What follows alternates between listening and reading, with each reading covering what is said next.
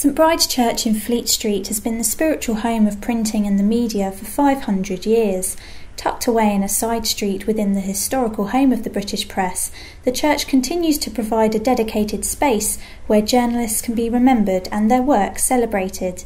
Next month, St Bride's will hold a special media remembrance service commemorating the reporters, cameramen and support staff who've died in the war zones and conflicts of the 21st century. The event, which will be called Truth at Any Cost, will include readings from senior media figures. Administrator James Irving explains exactly how St Bride's came to be the Church of the Press. Bride was an Irish saint who came to London a number of times and set up a small community here, but there's evidence even of Roman times when the crypt of St Bride's was used as a gathering place. It's had many incarnations over the years. There's been now 8 churches on this site. The Great Friar of London and the Luftwaffe have made that a necessity, but each time there's been a sense of renewal. The biggest period of St Bride's history in terms of its connection with printing and journalism was the 16th century, when the clergy were pretty much the only people in London who were literate, and clergy from all around the country would have a townhouse in this part of London between the West End and the East, where the financial elements of the city sprung up. And because the clergy were here, the more entrepreneurial of the earliest printers brought their presses, brought their trade to Fleet Street.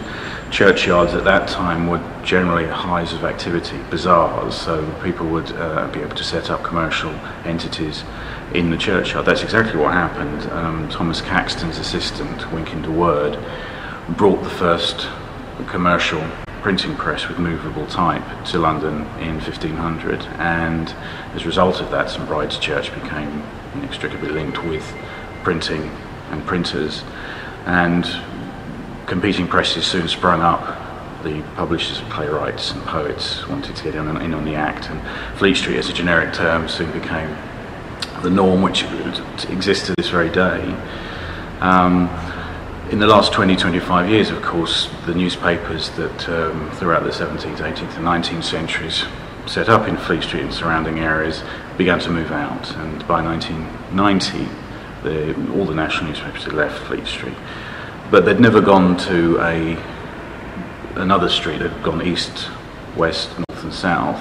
Fleet Street remained as a generic term, and St Bride's in Fleet Street therefore has managed to retain its position as the spiritual home of journalists, not just in London or indeed in the UK, but internationally as well.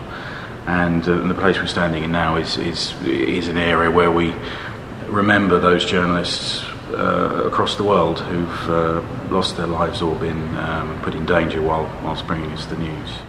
The special remembrance service will commemorate by name 54 media workers who lost their lives while trying to bring us the news from around the world in the last 10 years.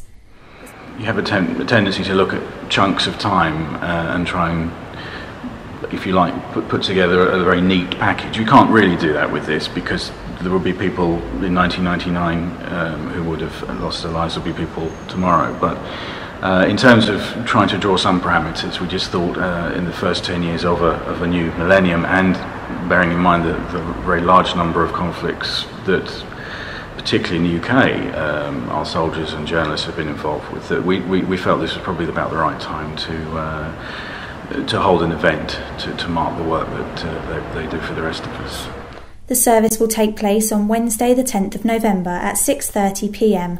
and is by invitation only. This is Rachel McCarthy reporting for journalism.co.uk.